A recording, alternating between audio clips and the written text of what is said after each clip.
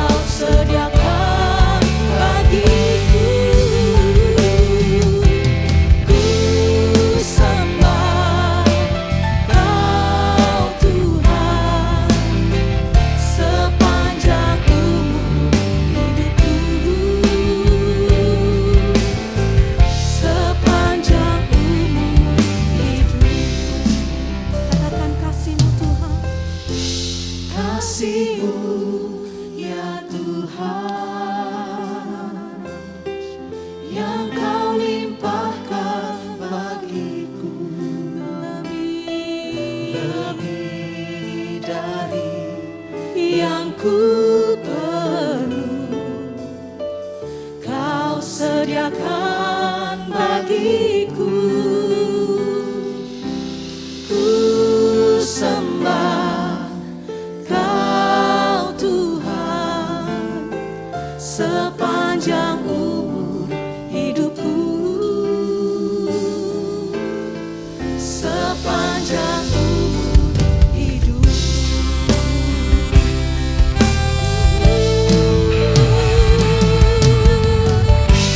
Kasih-Mu ya Tuhan,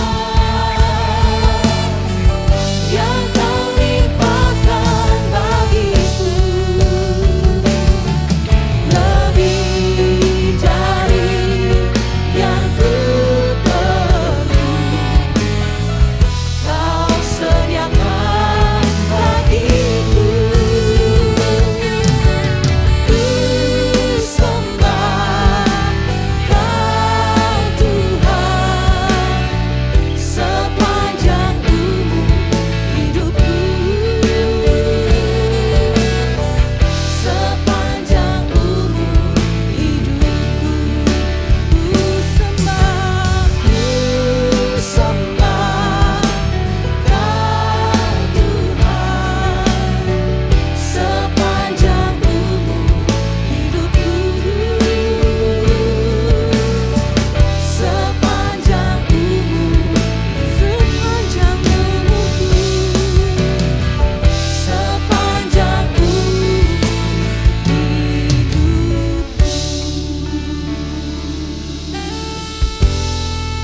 hanya kasih-Mu Tuhan, hanya kasih-Mu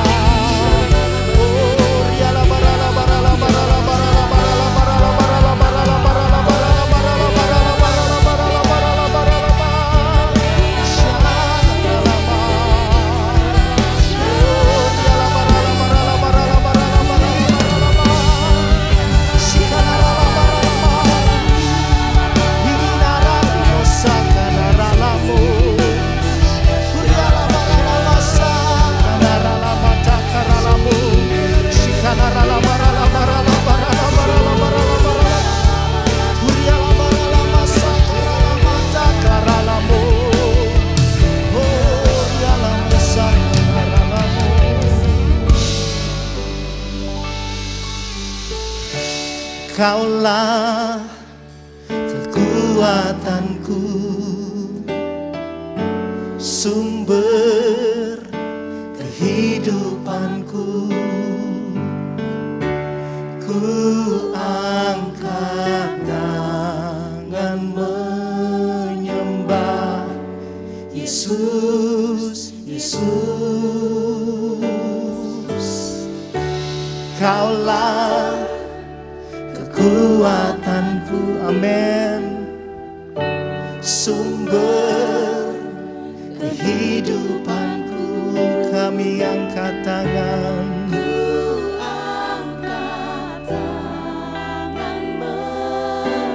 mari nyanyikan dengan iman.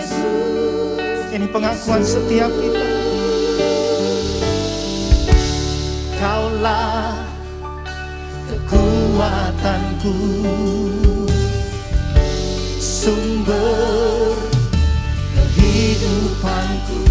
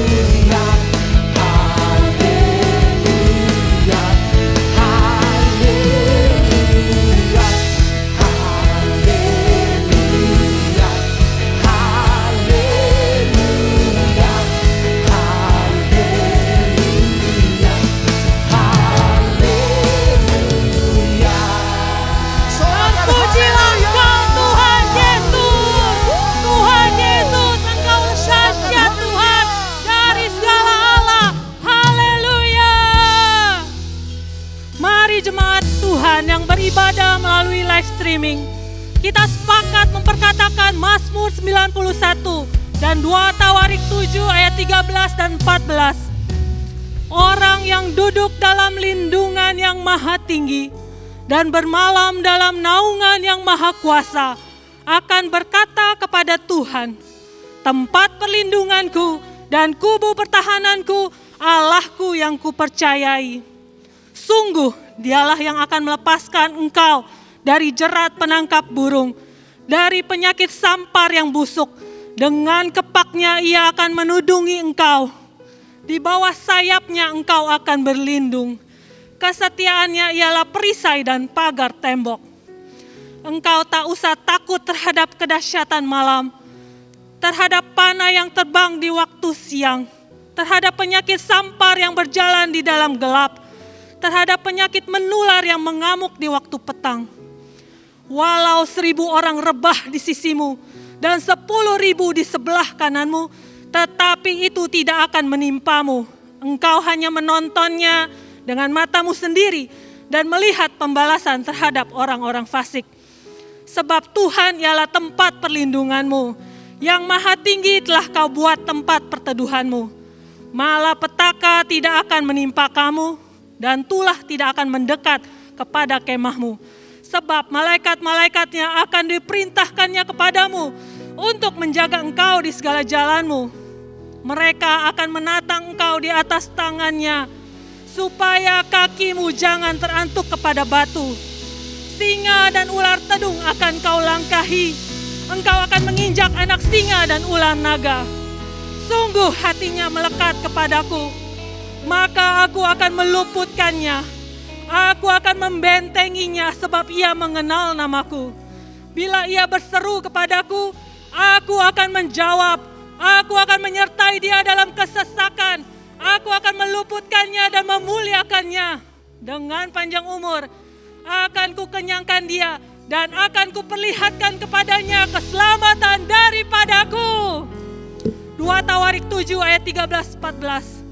Bila mana aku menutup langit sehingga tidak ada hujan, dan bila mana aku menyuruh belalang memakan habis hasil bumi, dan bila mana aku melepaskan penyakit sampar di antara umatku, dan umatku yang atasnya namaku disebut, merendahkan diri, berdoa dan mencari wajahku, lalu berbalik dari jalan-jalannya yang jahat, maka aku akan mendengar dari sorga dan mengampuni dosa mereka, serta memulihkan negeri mereka.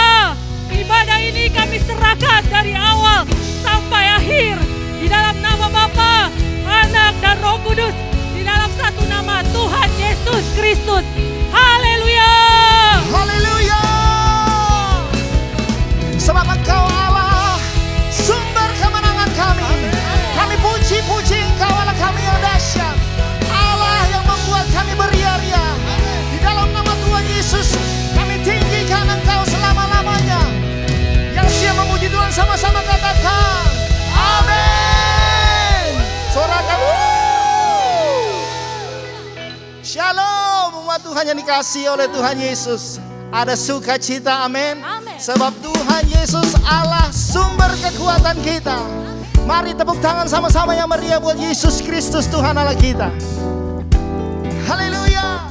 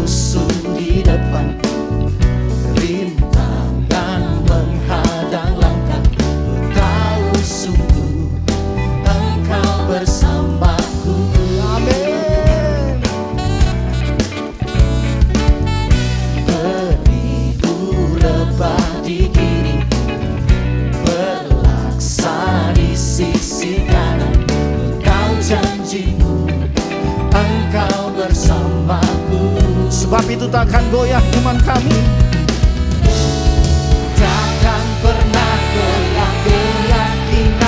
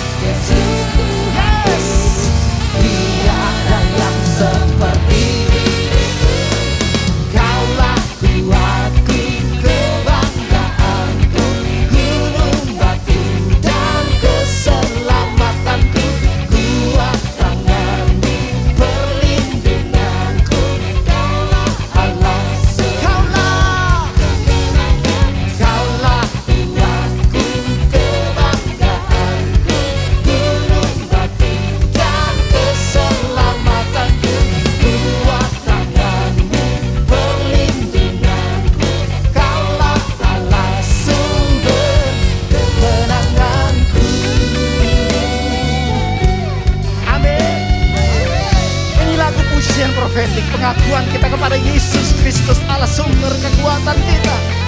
Yang bersuka kita sorakan haleluya.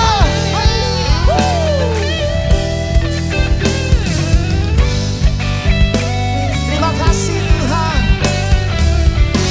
Here we go. Kaulah kuatku, kebanggaanku, gunung batu dan keselamatanku, kuat tanganmu, perlindunganku. Mari nyanyikan dengan iman, katakan kaulah kuatku, kebanggaanku, gunung batu dan keselamatanku, kuat tanganmu, perlindungan. Kaulah, one more time. Kaulah kuatku, kebanggaanku, gunung batu dan keselamatanku, kuat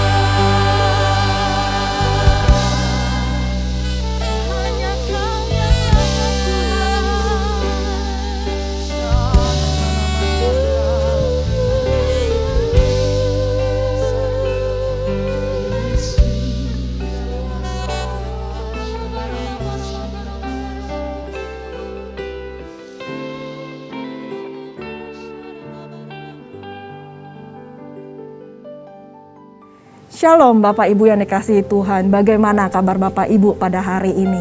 Saya berdoa Bapak Ibu dalam keadaan sehat, baik jasmani maupun rohani. Pertama-tama saya bersyukur kepada Tuhan karena perbuatannya yang ajaib dan dahsyat bagi saya, bagi Bapak Ibu, bagi kita semua. Dan saya berterima kasih kepada Gembala CK7 yaitu Dr. Yanto Simko Putra atas kesempatan yang diberikan kepada saya untuk sharing firman Tuhan hari ini. Nah, sebelum kita mulai sharing firman Tuhan, mari sebelumnya kita berdoa bersama-sama. Bapa kami yang baik, terima kasih Tuhan untuk kasih-Mu, terima kasih untuk anugerah-Mu yang berlimpah dalam kehidupan kami. Tuhan, kami mau belajar Tuhan tentang kebenaran firman-Mu. Berbicaralah ya Bapa dengan kata-kata yang sederhana, yang mudah dimengerti oleh kami semua Tuhan. Sampaikan apa yang menjadi isi hati-Mu. Urapi kami semua Bapa, urapi hamba dengan segala keterbatasan hamba. Urapi semuanya para jemaat-Mu yang ada di rumah dan dimanapun mereka berada. Supaya kami memiliki telinga seorang murid yang mau dibentuk karakter kami, yang mau ditumbuhkan iman kami, dan hidup kami diubahkan oleh karena firman-Mu. Terima kasih Bapa, terima kasih. Perbaharui Tuhan kapasitas kami di dalam mendengarkan, supaya kami tidak hanya mendengarkan, tetapi kami juga melakukan firman-Mu. Terima kasih Tuhan Yesus, hanya di dalam nama Tuhan Yesus kami berdoa dan bersyukur. Haleluya. Amin. Nah, seperti tadi yang saya katakan, bagaimana kabar Bapak Ibu pada hari ini, itu bukan hanya sekedar basa-basi belaka. Karena banyak orang saat ini yang benar-benar menjaga kesehatan mereka. Mereka melakukan banyak hal supaya mereka tetap sehat, mereka tetap kuat, mereka dijauhkan dari segala sakit penyakit. Tetapi banyak orang yang lupa untuk menjaga kesehatan jiwa dan kesehatan rohani mereka. Karena kita bisa menjaga kesehatan kita jasmani dari virus, dari bakteri dengan cara memakai masker, minum vitamin, olahraga. Tetapi kita lupa bahwa virus atau kuman jiwa dan rohani kita itu pun bisa diserang. Sebenarnya salah satu masalah yang paling besar sejak pandemik ini terjadi yang diambil dari kita adalah hubungan sosial di antara kita. Kalau dulu kita bisa doa fajar, kita bisa cool, kita bisa ibadah, dan setelah itu mungkin kita bisa berfellowship satu dengan lainnya. Kita bisa ngobrol-ngobrol sesama jemaat, pengerja, kita bisa pergi sarapan bersama, atau mungkin kita bisa kumpul-kumpul untuk ngopi bareng. Tetapi saat ini kita semuanya dibatasi dengan online. Sehingga tanpa kita sadari, hubungan sosial antara satu dengan lainnya mulai kena toksik. Puji Tuhan sebentar lagi kita akan kembali ibadah onsite.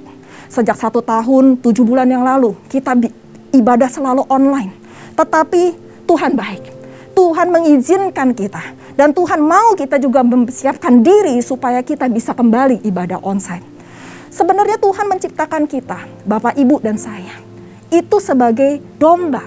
Sebagai makhluk yang bisa bersosial dan bisa berkelompok. Tuhan menciptakan kita bukan sebagai kambing yang hidupnya sendiri-sendiri, hidupnya masing-masing. Dan bahkan kalau kambing berkelompok, mereka saling seruduk, mereka saling ribut, mereka berantem. Nah, di dalam berkelompok, di dalam kita berfellowship, pastinya ada hubungan yang sehat dan ada hubungan yang tidak sehat. Di dalam sebuah hubungan yang sehat, hubungan itu membuat hidup kita lebih bermakna, lebih indah, lebih bersemangat. Kalau kita ketemu satu sama lainnya, kita saling membangun, saling memotivasi di dalam setiap aspek kehidupan kita. Khususnya di dalam emosi dan jiwa kita. Makanya ada orang-orang yang senang kalau kumpul-kumpul. Karena apa? Merasa dipenuhi jiwa dan emosinya dengan sesuatu yang positif. Akan tetapi, ada juga hubungan yang gak sehat. Disebabkan karena ada racun-racun yang tanpa dia sadari masuk di dalam hubungan tersebut. Dan kalau sampai ada racun-racun atau toksik di dalam relationship itu, maka itu membuat kita capek. Energi kita terkuras, membuat kita jadi emosi jiwa, dan membuat kita jadi patah semangat. Hari ini Bapak Ibu sekalian kita sama-sama belajar, toksik apa saja yang masuk ke dalam sebuah hubungan. Ada 2 toksik, tetapi saya mau bahas dulu yang pertama dan yang paling utama, yaitu toksik di dalam relationship kita dengan Tuhan. Hubungan kita dengan Tuhan. Nah, toksik apa yang bisa masuk di dalam hubungan kita dengan Tuhan? Di Yesaya 59 ayat 2 dikatakan, tetapi yang menjadi pemisah antara kamu dan Allahmu ialah segala kejahatanmu. Dan yang membuat dia menyembunyikan diri terhadap kamu sehingga ia tidak mendengar ialah segala dosamu. Di sini kita belajar bahwa Yesaya menuliskan ada dua toksik di dalam hubungan kita dengan Tuhan, yaitu kejahatan kita dan dosa kita. Kadang-kadang kita berpikir, kita nggak jahat kok. Kita hidup udah baik, udah benar. Kita rajin doa fajar, kita rajin menara doa, kita setiap minggu ikut ibadah online. Akan tetapi, kalau pikiran kita tidak selaras dengan perbuatan kita dengan kebenaran firman Tuhan, maka disitulah kejahatan dan dosa mulai timbul. Hidup kekristenan bukan dilihat dari kehidupan agamawi kita, bukan dari rutinitas kita, tetapi bagaimana hubungan kita pribadi dengan Tuhan. Bagaimana kita benar-benar melakukan kebenaran firman Tuhan dalam kehidupan kita sehari-hari. Meskipun dalam hal yang sangat kecil, sekecil-kecilnya. Apakah kita benar-benar sebagai pelaku firman? Kalau kita bohong sedikit demi kebaikan, kadang-kadang kita pikir, it's okay lah, gak jadi masalah. Kalau punya pikiran sedikit curang atau licik, supaya bisnis kita nggak rugi, supaya bisnis kita untung, it's okay, nggak apa-apa. Tetapi pada hari ini saya katakan, itu adalah toksik dalam hubungan kita dengan Tuhan. Nah, Bapak Ibu, bagaimana caranya supaya hubungan kita dengan Tuhan tidak terhalang? Cuma satu jawabannya, yaitu kita harus hidup dipimpin oleh Roh Allah. Di 2 Korintus 3 ayat 17 dikatakan, sebab Tuhan adalah roh, dan di mana ada roh Allah, di situ ada kemerdekaan. Apa yang dimaksud dengan kemerdekaan ini? Bahwa kalau ada roh Allah, di situ ada kemerdekaan. Di sini jelas dituliskan di Roma 6 ayat 22. Tetapi sekarang, setelah kamu dimerdekakan dari dosa, dan setelah kamu menjadi hamba Allah, kamu beroleh buah yang membawa kamu kepada pengudusan. Dan sebagai kesudahannya ialah hidup yang kekal. Di sini jelas bahwa Rasul Paulus mengatakan kepada jemaat yang ada di Roma, gak stop hanya saat kita dimerdekakan saja. Tetapi kita harus berbuah dan kita harus melanjutkan hidup kita di dalam pengudusan setiap hari, setiap saat, setiap waktu. Tuhan mau hubungan kita dengan Dia murni, tulus, bersih, gak tercatat. Supaya doa kita didengar oleh Tuhan, seperti yang dikatakan oleh Roma 6 tadi. Nah, kalau Bapak Ibu masih ingat beberapa tahun yang lalu, kita sering sekali belajar dan kita sering sekali mendengar tentang justification, sanctification, dan glorification. Saat ini kita diingatkan kembali bahwa pada saat kita dimerdekakan dari dosa dan ditebus oleh Tuhan Yesus sendiri, kita menerima Dia sebagai juru selamat kita secara pribadi, itulah justification. Ya, tadi kembali lagi di Roma 6 ayat 22 bahwa kita dimerdekakan dari dosa. Itu adalah proses justification. Lalu selanjutnya, selama kita bernafas, kita masih tetap harus hidup dalam pengudusan. Pengikisan pada dosa. Kita harus berjuang melawan dosa, melawan kedagingan kita, melawan semua yang jahat. Apa yang ada di sekeliling kita, kita nggak boleh hidup sama seperti dunia. Itulah sanctification. Dan kita harus menyalipkan semua apa yang tidak sesuai dengan kebenaran firman Tuhan. Kita buang jauh-jauh dari kehidupan kita. Dan pada akhirnya, jika kita menang, maka kita akan beroleh hidup yang kekal. Tuhan akan memberikan kepada kita mahkota kehidupan. Surga yang mulia menanti kita, menanti Bapak, Ibu, dan saya. Dan itulah yang disebut glorification. Jadi kesimpulannya kita harus memiliki roh Allah. Kita butuh Tuhan. Kita butuh Roh Allah yang selalu menjadi filter dalam hidup kita. Sehingga toksik-toksik, racun-racun tidak dapat merusak hubungan kita dengan Tuhan. Bapak Ibu, kalau seandainya hubungan kita dengan Tuhan intim, kita memiliki hubungan pribadi dengan Tuhan, saya percaya kita selalu bisa mendengar suara Tuhan. Kita selalu hidup dipimpin oleh Roh Tuhan. Nah, itu adalah yang pertama. Hidup kita jangan sampai kena toksik antara hubungan kita dengan Tuhan. Apa yang kedua? Hubungan kita yang bisa terkena toksik yang kedua adalah hubungan kita dengan sesama. Kalau tadi yang pertama hubungan kita rusak karena dosa dan kejahatan kita, maka yang kedua yang menjadi toksik yang kita akan bahas adalah hubungan kita dengan sesama. Di Amsal 13 ayat 20 dikatakan, siapa bergaul dengan orang bijak menjadi bijak, tetapi siapa berteman dengan orang bebal menjadi malang. Jadi penting kita harus menjaga pergaulan kita dengan siapa. Kalau kita bergaul dengan orang bijak, maka kita akan ikut menjadi bijak. Itulah impartasi. Tapi kalau kita memilih berteman dengan orang bebal, maka hidup kita penuh dengan kemalangan. Itu yang dikatakan dalam firman Tuhan. Dan diteguhkan dengan di 1 Korintus 15 ayat 33. Janganlah tersesat. Pergaulan yang buruk merusak kebiasaan yang baik.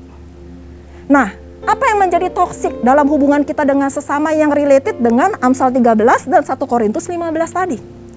Yang pertama, yang sering kali kita jumpai pada saat kita bergaul dengan orang-orang, atau jangan-jangan kita sendiri pun gak sadar kalau kita juga punya toksik di dalam pergaulan kita yang dikeluarkan dari diri kita sendiri. Yang pertama adalah toksik hubungan kita dengan sesama adalah egois. Kadang-kadang tanpa kita sadari, kita suka mau menangnya sendiri. Kita lebih merasa penting daripada yang lain. Atau saya lebih membutuhkan daripada orang lain yang membutuhkan. Atau mungkin dalam satu pertengkaran, dalam satu keributan, saya merasa lebih benar daripada orang lain. Tanpa memikirkan orang lain yang ada di sekeliling kita. Atau kadang-kadang kita merasa orang yang jadi paling malang, menyedihkan, paling kasihan, paling, pokoknya semuanya paling. Itu adalah ciri-ciri orang egois. Center atau pusatnya adalah saya dan saya. Ayo, hari ini kita sama-sama belajar. Jangan menjadi orang yang egois. Karena itu adalah toxic dalam relationship. Tetapi kita belajar, sebaliknya dari egois, kita harus belajar untuk rela berkorban untuk orang lain.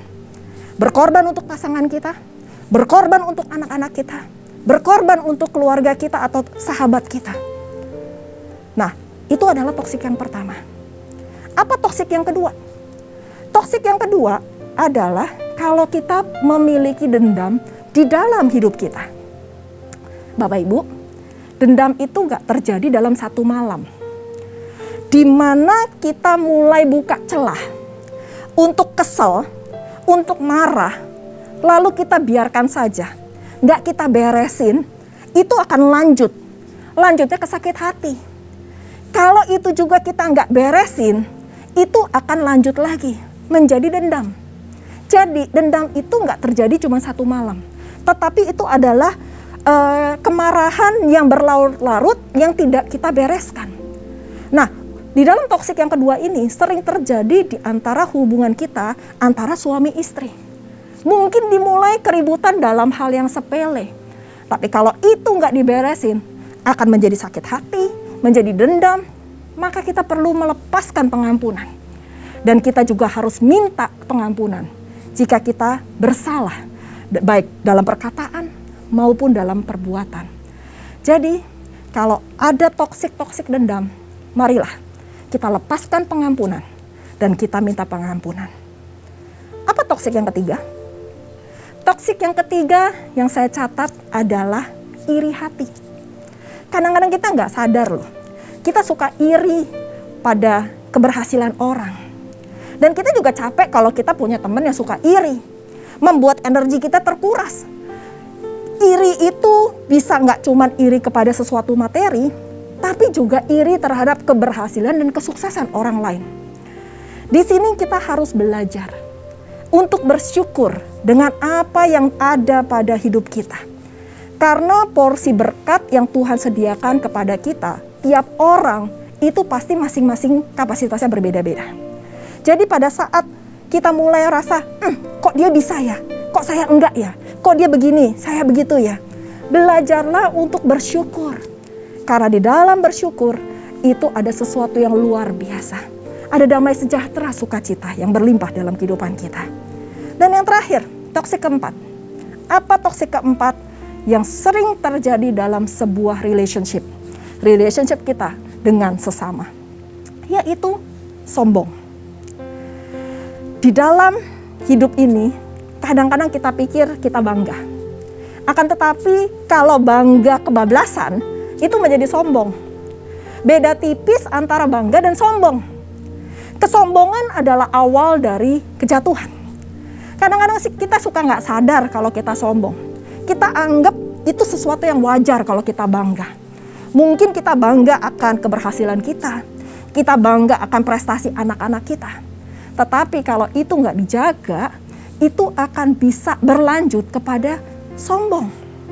Nah, pada hari ini kita sama-sama belajar untuk menguji apa yang kita banggakan dalam hidup ini. Apakah itu adalah sebuah awal dari kesombongan? Minta Tuhan untuk selalu memberikan kerendahan hati di dalam hidup kita. Karena kita ini bukan apa-apa dan kita bukan siapa-siapa tanpa Tuhan. Jadi kita jangan sombong. Kita belajar untuk menjadi rendah hati. Dari 4 hal yang tadi saya sebutkan, itu adalah sebagian kecil dari toxic sebuah relationship.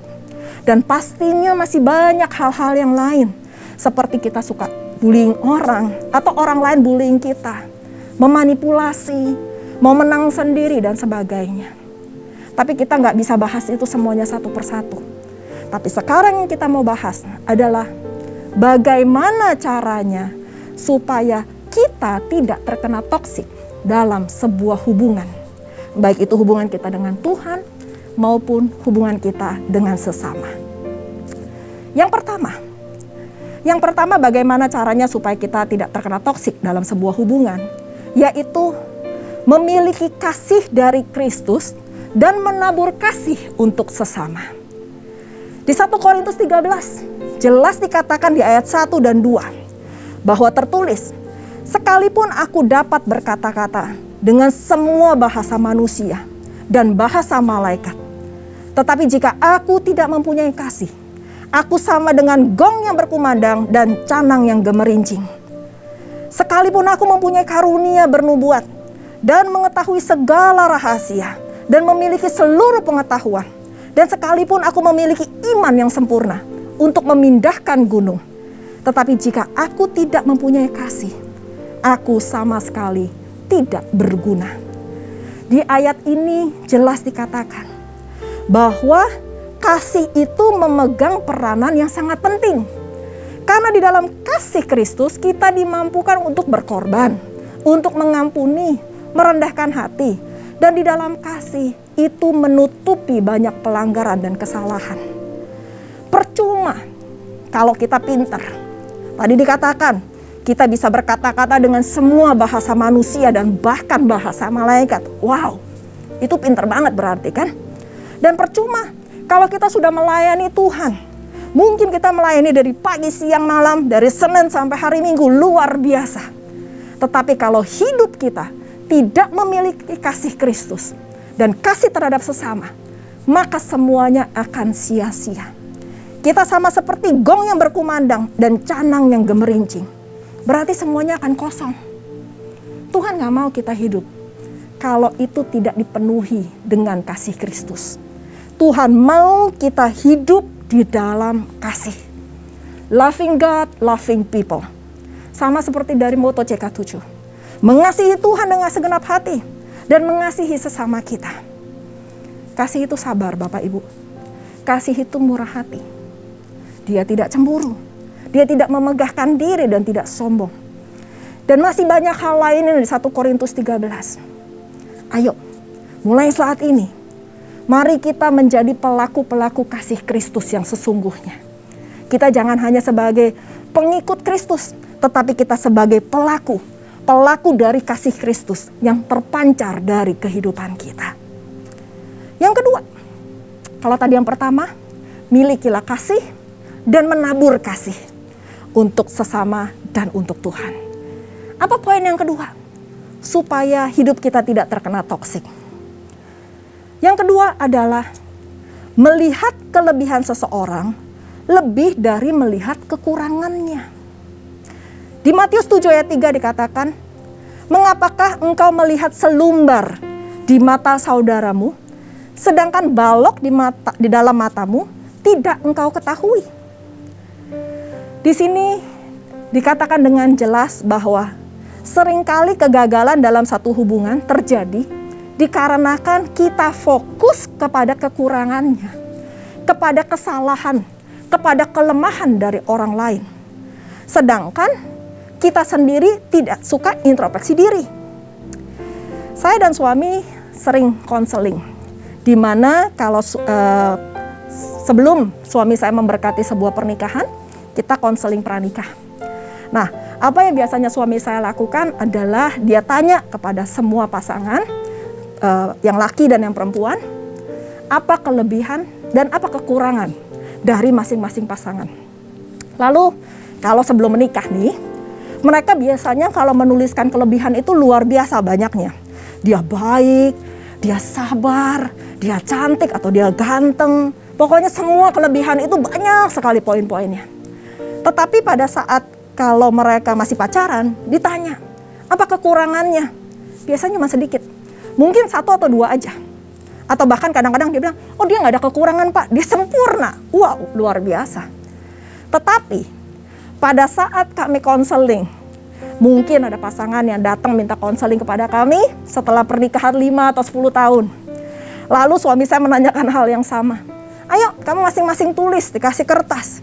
Apa kelebihan dari pasangan kamu dan apa kekurangan dari pasangan kamu. Sehingga terjadi keributan rumah tangga seperti ini. Biasanya yang terjadi adalah mereka nulis kekurangannya panjangnya luar biasa.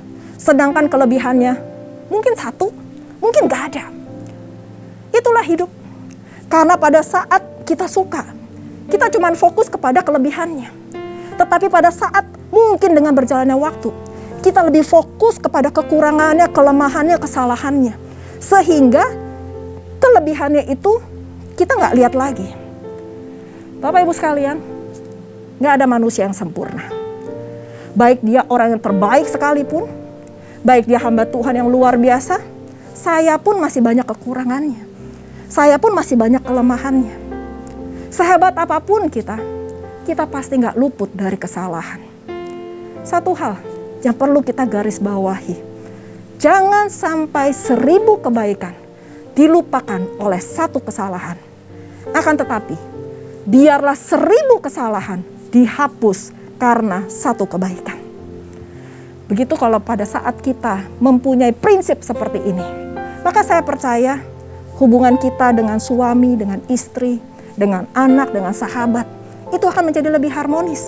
Kita bisa praktekkan hal ini kepada orang-orang yang ada di sekeliling kita. Sehingga kasih itu boleh terpancar. Karena kasih menutupi banyak kesalahan dan pelanggaran. Saya ada sedikit kesaksian mengenai kalau hubungan kita dengan Tuhan itu terputus, maka kita tidak bisa mendengar suara Tuhan.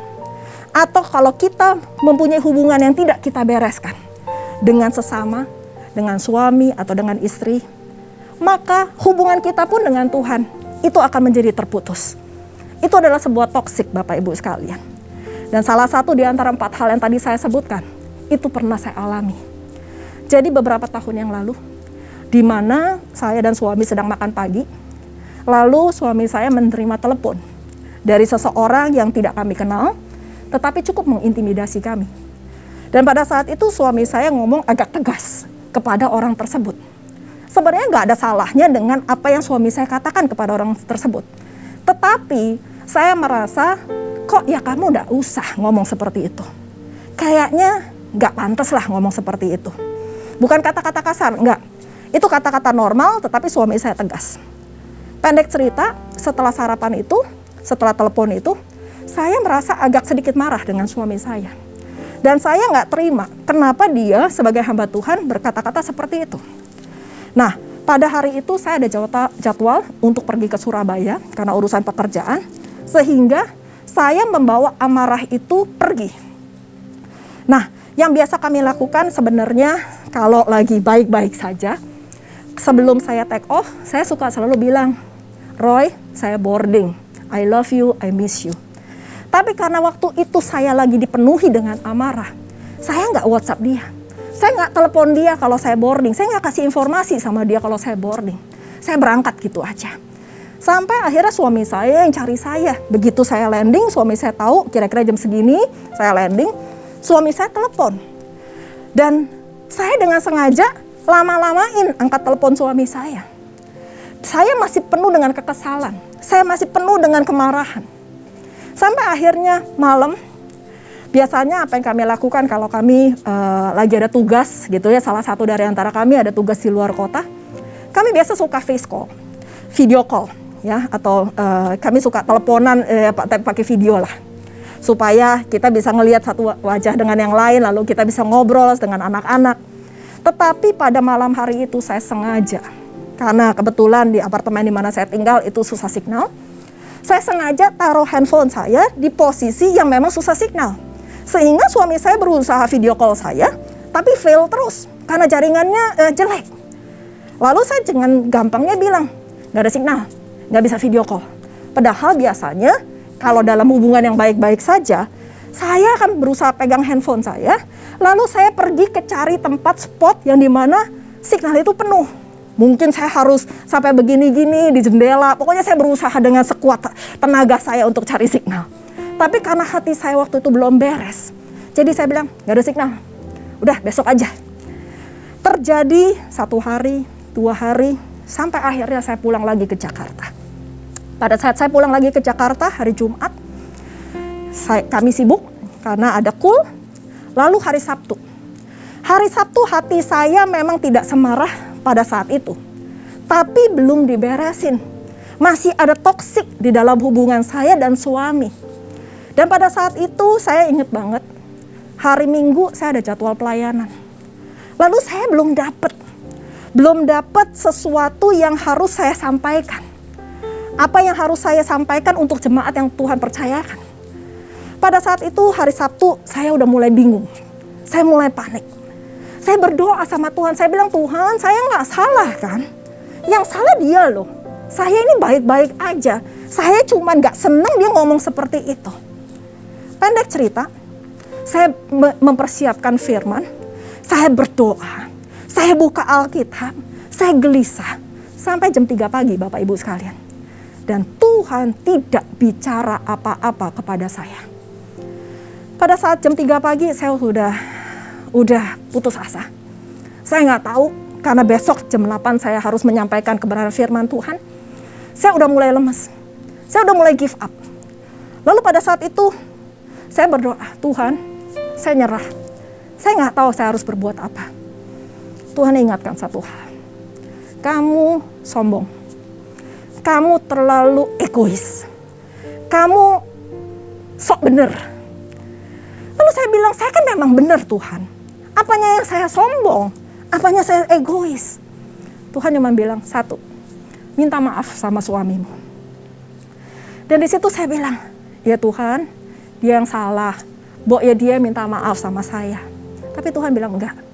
Kamu yang harus minta maaf sama dia. Akhirnya jam 3:30 pagi, saya udah give up. Karena saya udah lemes banget. Tenaga saya, emosi saya, semuanya sudah terkuras. Akhirnya saya ketiduran. Dan saya ingat banget suami saya harus bangun jam 6 karena setelah itu dia harus pelayanan di gereja yang Tuhan percayakan juga. Dan saya berusaha untuk jam 5:30 itu bangun. Meskipun saya baru tidur jam 3:30. Supaya saya bisa uber suami saya sebelum pergi. dan saya bisa minta maaf kepada dia. Dan pada pagi hari itu, saya langsung bangun, saya tanpa berkata-kata, saya peluk dia. Dan saya bilang, Roy, maafin aku. Karena aku terlalu sombong, aku terlalu egois, aku merasa diriku benar. Aku merasa aku tuh tahu firman Tuhan, menjadi pelaku firman Tuhan. Ternyata kita menjadi pelaku firman Tuhan bukan dengan cara yang seperti itu. Pada saat saya minta ampun sama suami saya, dan pada saat saya minta ampun sama Tuhan, luar biasa. Suami saya mendoakan saya, lalu setelah suami saya pergi pelayanan, Tuhan banyak bicara sama saya.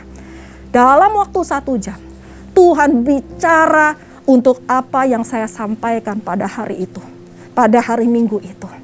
Dan di situ saya belajar, pada saat hubungan kita dengan sesama itu nggak beres, maka itu bisa menjadi penghalang hubungan kita dengan Tuhan. Begitu juga jikalau hubungan kita sama Tuhan lagi nggak beres, itu bisa menjadi penghalang hubungan kita dengan sesama.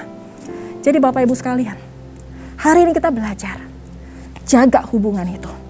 Jauhkan hidup kita dari toksik-toksik yang ada di sekeliling kita.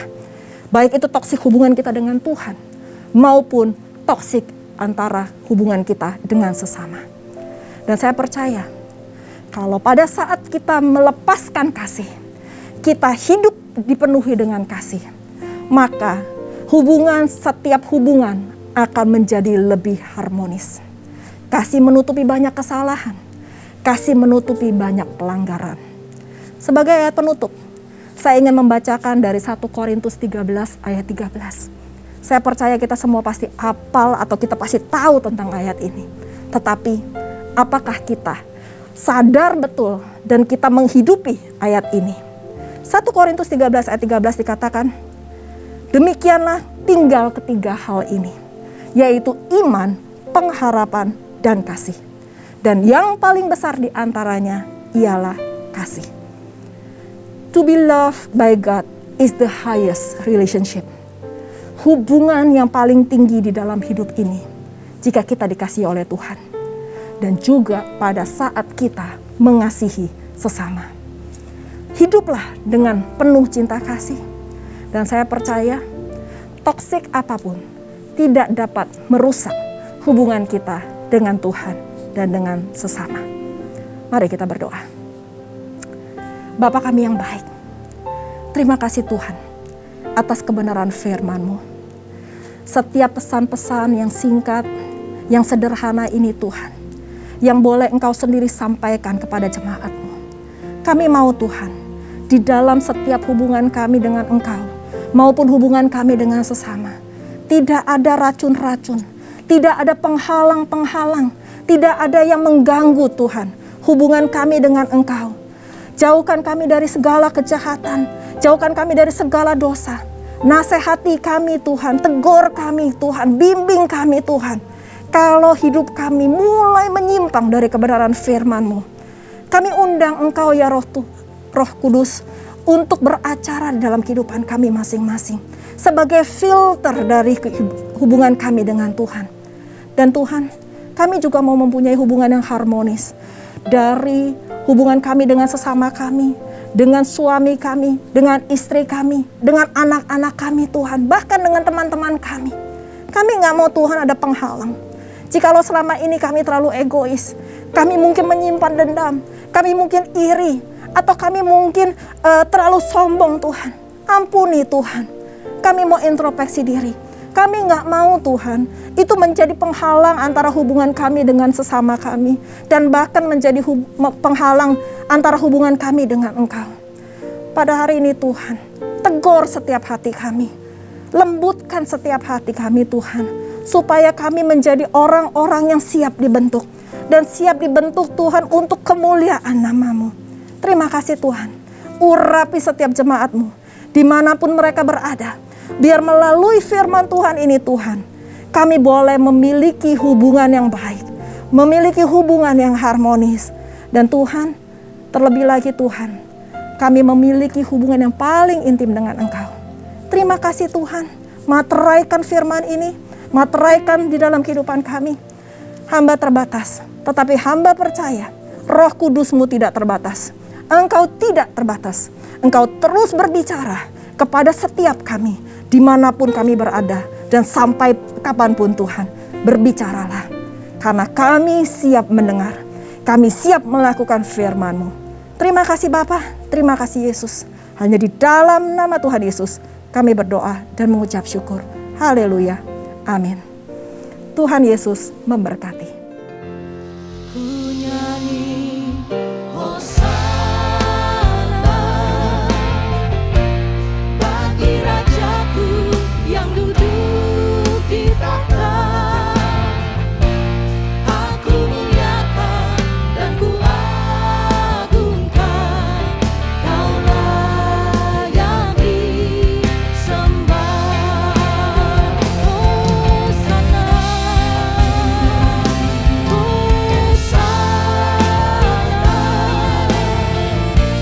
bagi Rajaku yang duduk di tahta. Aku muliakan dan ku agungkan, Kau layak disembah. Kau layak disembah.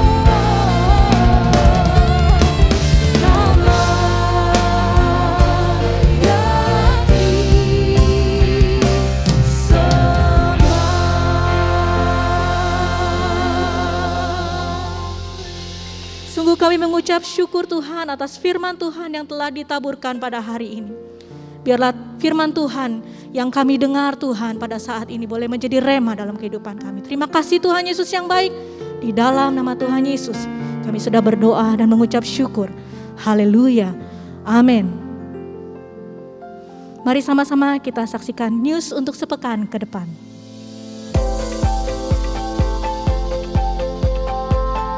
Shalom, Gembala dan seluruh pengerja CK7 serta jemaat Tuhan mengucapkan terima kasih kepada Ibu PDP Tirza Juliana Wibowo yang telah memberkati kita semua melalui penyampaian pesan firman Tuhan pada hari ini. Tuhan Yesus memberkati Ibu dan keluarga berlimpah-limpah. Amin. Untuk rangkuman dan slide khotbah dapat dilihat di apps GBI PRJ Group CK7 atau menghubungi WhatsApp di nomor 0877 2300 5577. Berikut kami sampaikan pengumuman kegiatan sepekan. Ibadah Raya live streaming hari Minggu pada tanggal 7 November 2021 akan dilayani oleh Gembala CK7 Bapak Pendeta Dr. Yanto Simko Putra MD PhD pada pukul 7, 9, 11.30, 14 dan 16.30 waktu Indonesia Barat disertai dengan perjamuan kudus.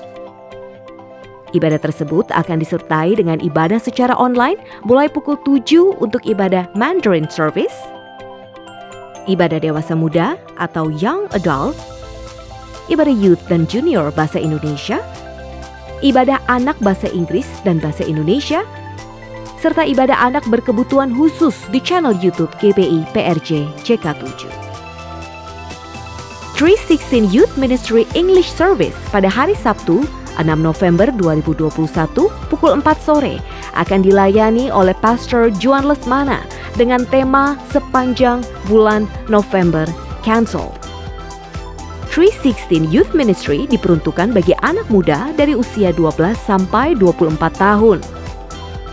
Mari kami mengundang anak-anak muda untuk bergabung mengikuti online service tersebut di YouTube channel GBI PRJ CK7. Ibadah onsite hari Minggu pada tanggal 7 November 2021 akan dilakukan di GBI PRJ pada pukul 9, 11.30 dan 16.30 waktu Indonesia Barat. GBI Intercon dan GBI Alam Sutra Mall pada pukul 7.30, 10.30 dan 16.30 waktu Indonesia Barat.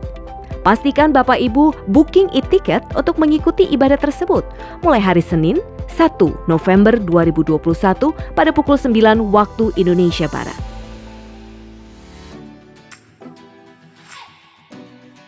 Sehubungan dengan akan diadakannya ibadah onsite mulai pada hari Minggu 7 November 2021 di GBI PRJ Group CK7, maka Bapak Ibu wajib melakukan booking seat. Berikut langkah-langkahnya. Bapak Ibu harap mendownload terlebih dahulu aplikasi GBI PRJ Group CK7 di Google Play Store atau App Store.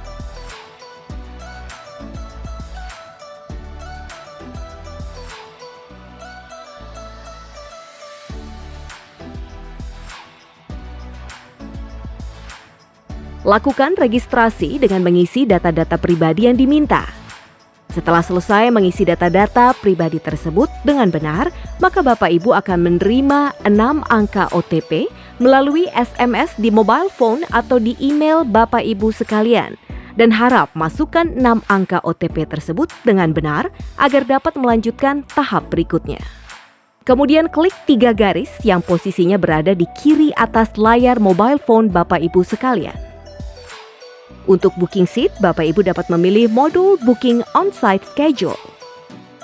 Sebelum booking e-ticket on-site, harap Bapak Ibu membaca fakta kesepakatan mengikuti protokol kesehatan dan disclaimer ibadah on-site GBI PRJ Group CK7.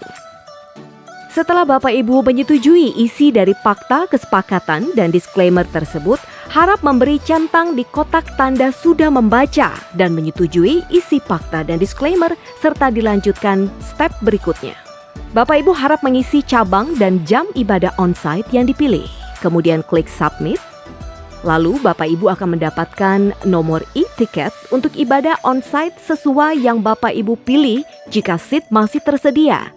Jika tidak tersedia lagi, maka Bapak Ibu dapat memilih tempat dan jam ibadah yang lainnya. Booking e-ticket dapat dilakukan mulai hari Senin 1 November 2021 pukul 9 waktu Indonesia Barat untuk ibadah on-site hari Minggu 7 November 2021, demikian untuk minggu-minggu seterusnya. Jika sebelum tanggal 1 November 2021 Bapak Ibu sudah mencoba booking dan berhasil, itu hanya merupakan uji coba atau trial dan e-ticket tersebut tidak berlaku. Mohon Bapak Ibu melakukan booking seat mulai hari Senin 1 November 2021 dimulai pukul 9 waktu Indonesia Barat. Tempat terbatas, harap Bapak Ibu memperhatikan waktu booking e-ticket tersebut. Terima kasih. Selamat bertemu di ibadah on-site perdana pada hari Minggu 7 November 2021. Berikut kami sampaikan tata cara mengikuti ibadah on-site di GBI PRJ Group CK7.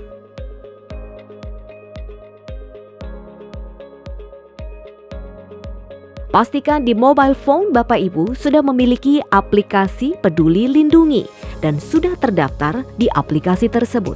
Setiap yang hadir wajib mendaftar secara personal di mobile phone masing-masing. Pada saat Bapak Ibu tiba di tempat ibadah, wajib untuk scan aplikasi Peduli Lindungi dengan status berwarna hijau.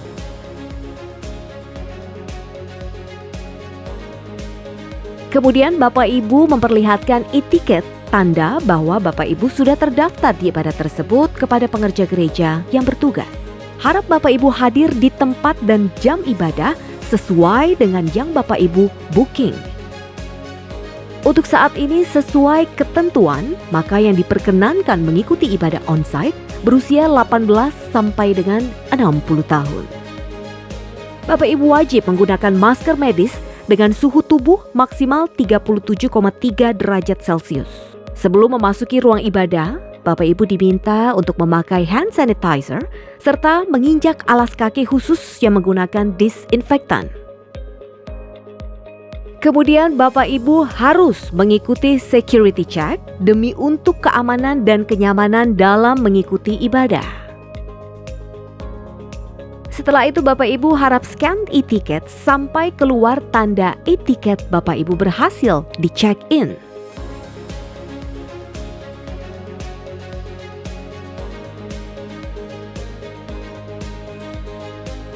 Sebelum memasuki ruang ibadah, Bapak Ibu dapat memperlihatkan e-ticket Bapak Ibu yang sudah berhasil di check-in tersebut kepada pengerja gereja yang bertugas. Khusus minggu pertama dan ketiga, setelah scan e-ticket, Bapak Ibu harap mengambil roti dan anggur perjamuan kudus sebelum mengikuti ibadah di tempat yang tersedia. Ruang ibadah on-site sudah disteril dengan menggunakan disinfektan khusus yang dipesan langsung dari USA yang mendapatkan EPA approved. Selama mengikuti ibadah on-site tersebut, Bapak Ibu diminta untuk tetap mengikuti protokol kesehatan seperti wajib tetap menggunakan masker medis, hindari berkerumun, tidak memindahkan atau menggeser kursi. Setelah selesai mengikuti ibadah, harap Bapak Ibu keluar dari ruangan ibadah sesuai arahan dari worship leader dan tetap menjaga jarak satu dengan yang lainnya. Sampai berjumpa di ibadah onsite Minggu 7 November 2021. Terima kasih, Tuhan Yesus memberkati. Untuk persembahan umum atau kolekte, perpuluhan jemaat, ucapan syukur dan lain sebagainya dapat dilakukan melalui e-banking, mobile banking, ATM maupun online di website kerekening persembahan CK7 BCA Cabang Tamrin dengan nomor account 206 333 8222 atas nama GBI PRJ. Mengetahui kebenaran yang sesungguhnya itu hal yang baik. Terlebih lagi mempercayai kebenaran tersebut. Namun satu hal yang Tuhan inginkan untuk kita semua, yaitu hidup di dalam kebenaran itu sendiri. I am the way, the truth, and the life. Akulah jalan, kebenaran, dan hidup. Tuhan Yesus itulah kebenaran kita, dan saat kita hidup di dalam kebenaran, maka kebenaran itulah yang membebaskan kita. Living in the Truth, itulah topik terakhir dari suplemen series Fact versus Truth. Mari bergabung bersama onlineku CK7 pada hari Jumat 5 November 2021 pada pukul 19 sampai dengan 21 waktu Indonesia Barat. Dan pada hari Sabtu 6 November 2021 pada pukul 10 sampai dengan 12 waktu Indonesia Barat. Jangan lewatkan dan dapatkan Zoom link dan meeting ID-nya dengan menghubungi nomor WhatsApp yang tertera di layar Bapak Ibu sekalian. Unit Pelayanan Jemaat CK7 kembali mengadakan baptisan selam pada tanggal 13 November 2021 dan penyerahan anak pada tanggal 20 November 2021. Pendaftaran mulai dibuka pada hari Minggu 24 Oktober 2021. Harap Bapak Ibu dapat segera mendaftarkan diri atau anak-anak Bapak Ibu sekalian. Sekian pengumuman minggu ini. Terima kasih atas perhatiannya. Tuhan Yesus memberkati. Mari jemaat Tuhan, sebelum kita berdoa syafaat, mari kita perkatakan bersama-sama arti Pentakosta yang ketiga. Seperti firman Tuhan berkata di 2 Korintus 4 ayat 13. Namun karena kami memiliki roh iman yang sama, seperti ada tertulis, aku percaya sebab itu aku berkata-kata. Maka kami juga percaya dan sebab itu kami juga berkata-kata. Arti Pentakosta ketiga. 1. Pentakosta ketiga adalah pencurahan Roh Kudus yang dahsyat di zaman ini, melebihi yang terjadi di Azusa Street. 2. Pentakosta ketiga akan mengakibatkan penuaian jiwa yang terbesar dan yang terakhir sebelum Tuhan Yesus datang kembali. 3. Pentakosta ketiga akan membangkitkan generasi Yeremia, yaitu anak-anak muda yang dipenuhi Roh Kudus, cinta mati-matian kepada Tuhan Yesus, tidak kompromi terhadap dosa, dan akan bergerak untuk memenangkan jiwa. 4. Pentakosta ketiga lahir di Indonesia dan bergerak ke bangsa-bangsa.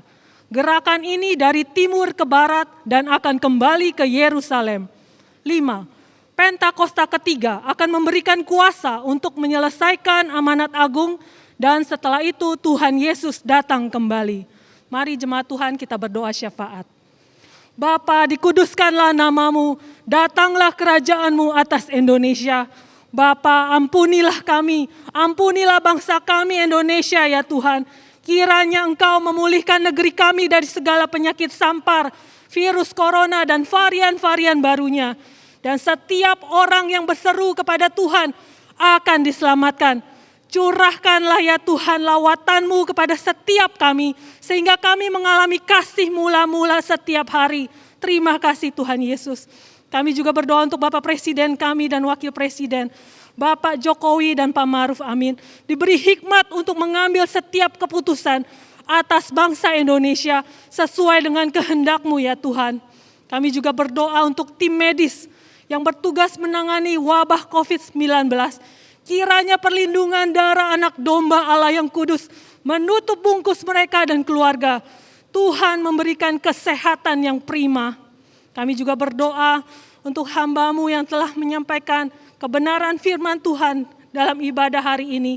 Tuhan Yesus memberkati pelayanan dan keluarga hamba-Mu berlimpah-limpah. Kami juga berdoa untuk Bapak Gembala Sidang kami, Pak Niko.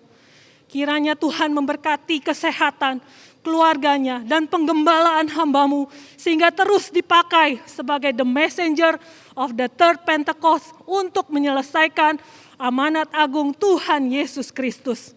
Dan kami juga berdoa untuk Bapak Gembala CK7 Dr. Yanto. Tuhan memberkati kesehatan dan keluarganya. Ibu Olivia, anak-anak, anak mantu dan cucu-cucu diberkati Tuhan.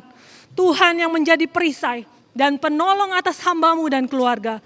Tuhan juga memberkati penggembalaan hamba-Mu di CK7 untuk menjadikan kami semua di CK7 umat yang layak di hadapan Tuhan. Kami juga berdoa untuk Gereja Bethel Indonesia, Church of God, Oral Roberts University, dan World Evangelical Alliance dipakai Tuhan untuk memenangkan jiwa-jiwa. Kami juga berdoa untuk bangkitnya generasi Yeremia di CK7. Tuhan, Kau pakai dahsyat dan luar biasa ya Tuhan Yesus. Kami juga berdoa untuk setiap jemaat Tuhan yang beribadah serta membawa persembahan kepada Tuhan, baik itu persembahan persepuluhan, diakonia, dan persembahan khusus lainnya pada hari ini. Tuhan Yesus memberkati berlimpah-limpah.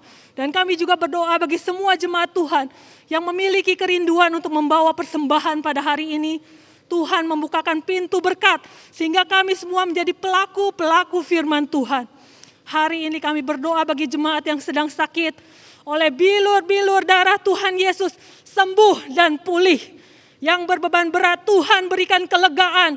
Yang membutuhkan jawaban Tuhan telah berikan. Setiap umat Tuhan diluputkan dari sakit penyakit, virus corona dan varian-varian barunya. Serta krisis ekonomi global di dalam nama Tuhan Yesus Kristus.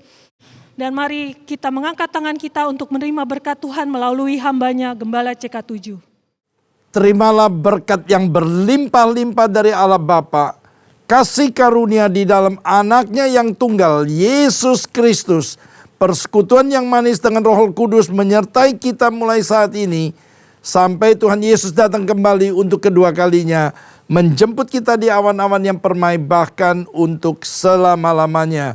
Semua jemaat yang percaya katakan, Amin. God bless you all.